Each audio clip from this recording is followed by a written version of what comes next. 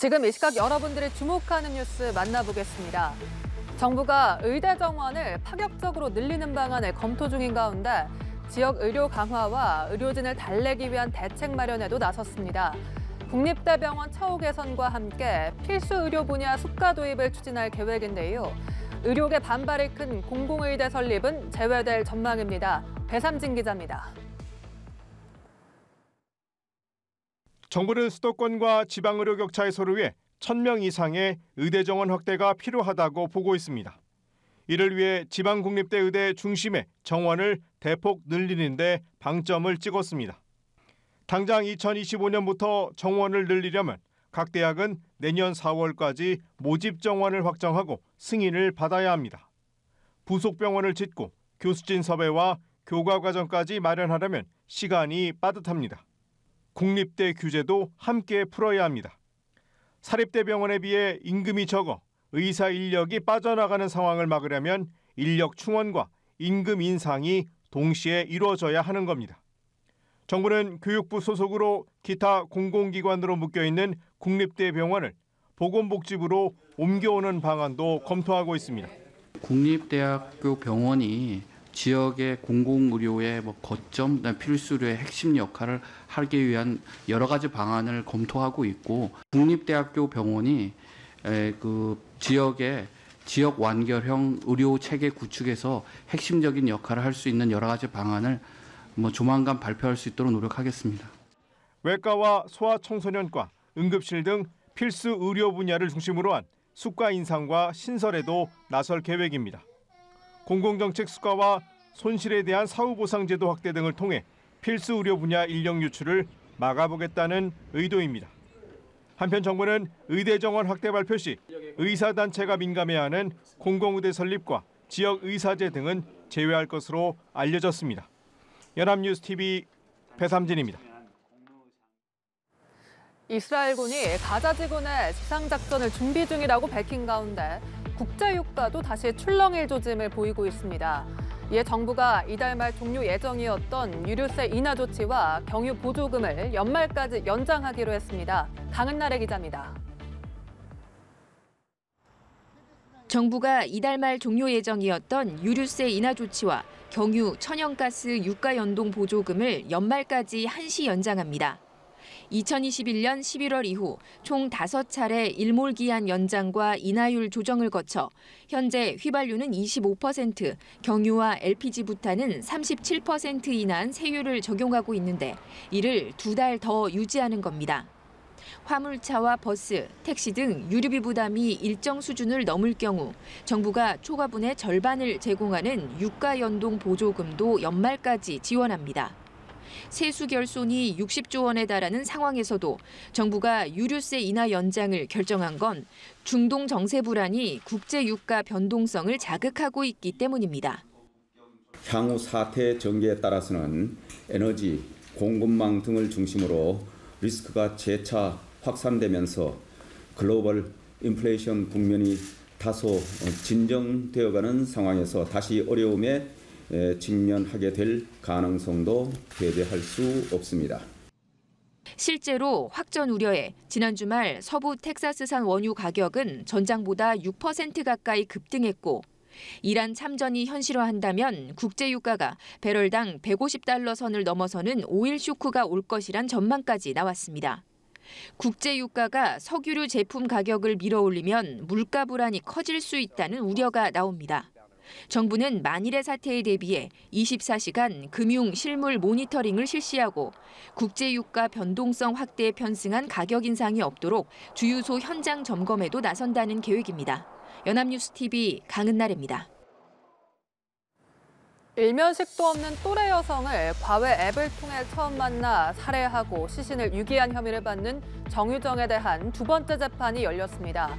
피해자를 살해한 이유를 묻는 질문에 정 씨는 같이 갈 사람이 필요했고 같이 죽어서 환생할 수 있다고 생각했다는 황당한 답을 내놨습니다. 고희훈 기자입니다.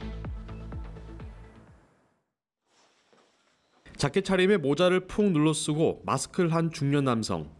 20년 넘게 정 씨를 키운 할아버지로 증인 신문을 위해 법정에 출석했습니다. 할아버지는 정 씨가 중학교까지 쾌활하게 잘 지냈지만 고등학교에 입학하면서 친구들과 교류하지 않고 집에만 혼자 지냈다며 부모가 일찍 이혼했고 경제적 문제 등으로 불쌍하게 자랐다고 설명했습니다.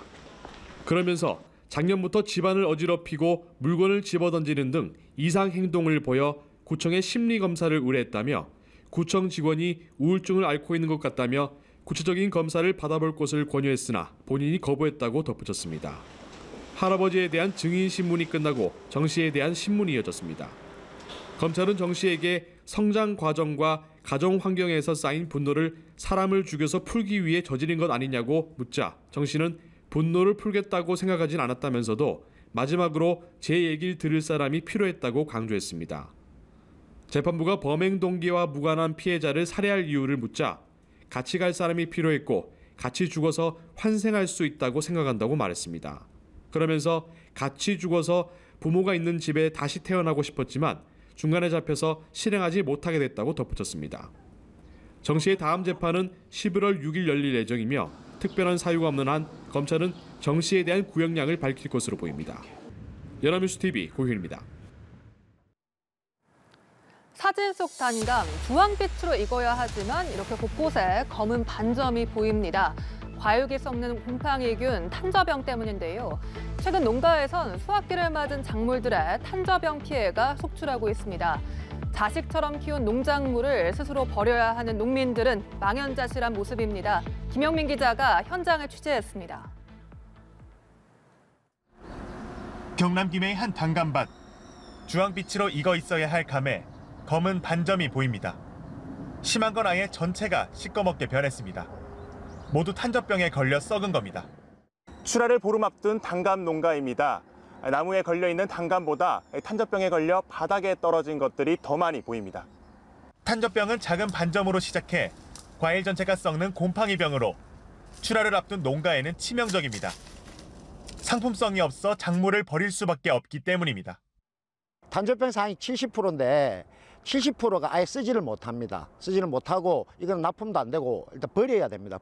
인근 또 다른 농가는 아예 올해 수확을 포기했습니다. 수확에 드는 인건비보다 매출이 적다고 판단해서입니다. 50년 동안 이런 일 생애 처음입니다. 사과밭도 상황은 마찬가지. 나무에 매달린 사과마다 검은 반점이 보입니다. 제대로 된 것을 찾기 힘들 정도입니다. 탄저병의 원인은 이상기온으로 추정되는데 올여름 긴 장마와 폭염으로 탄저병이 확산한 것으로 보입니다. 10년 평균으로 보더라도 1.5배에서 2배가량 비가 내려가지고 적기에 방제하지 못한 농가뿐만 아니라 약제 방제를 실시한 농가에도 탄저병 피해가 심각한 상황입니다.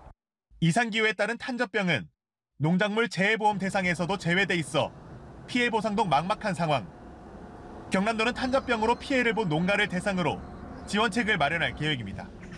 연합뉴스 TV 김영민입니다. 159명의 사망자를 낳은 이태원 참사 1주기가 2주 앞으로 다가왔습니다. 유족들은 오늘부터 오는 29일까지 집중 추모 기간에 들어간다고 밝혔습니다. 유족들은 참사 후 1년이란 시간이 흘렀지만 무엇 하나 제대로 밝혀진 것이 없다며 올해 안에는 반드시 특별법을 제정해달라고 호소했습니다. 김유아 기자가 보도합니다.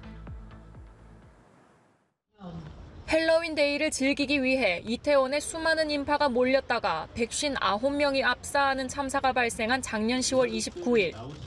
1주기를 약 2주일 앞두고 유족과 시민들은 다시 한번 서울광장 분향소에 모였습니다. 29일 그날이 다가올수록 우리 유가족들의 슬픔과 고통은 감내하기 어려울 정도로 힘들어집니다. 그러나 우린 믿고 있습니다. 우리의 아픔을 함께하고 공감해 주시는 많은 시민들, 국민들이 우리를 지켜보고 응원해 주신다는 것을 말입니다. 유족들은 참사 당일 이태원에 많은 인파가 몰릴 것이 예상됐음에도 어느 기관도 대비하지 않았다고 다시 한번 비판했습니다. 참사 예방부터 대응, 구조, 수습, 전 과정에 이르기까지 국가 기능은 작동하지 않았고 책임지는 기관도 없었다며 애석함을 토로했습니다. 앞서 이임재 전 서울 용산경찰서장과 박희영 용산구청장 등은 업무상 과실치사 등 혐의로 구속 기소됐다가 보석으로 풀려나 현재 재판을 받고 있습니다. 유족들은 독립적인 조사기구를 신속하게 설치해야 한다면서 이를 위해 올해 안에는 반드시 특별법을 제정해달라고 국회에 촉구했습니다. 처벌하라! 유족들은 앞으로 2주간 추모 문화제 등을 열고 일주기 당일인 29일엔 참사가 발생한 이태원역 1번 출구에서 출발해 시청역까지 행진하는 등 추모 대회를 진행할 계획입니다. 연합뉴스 TV 김유아입니다.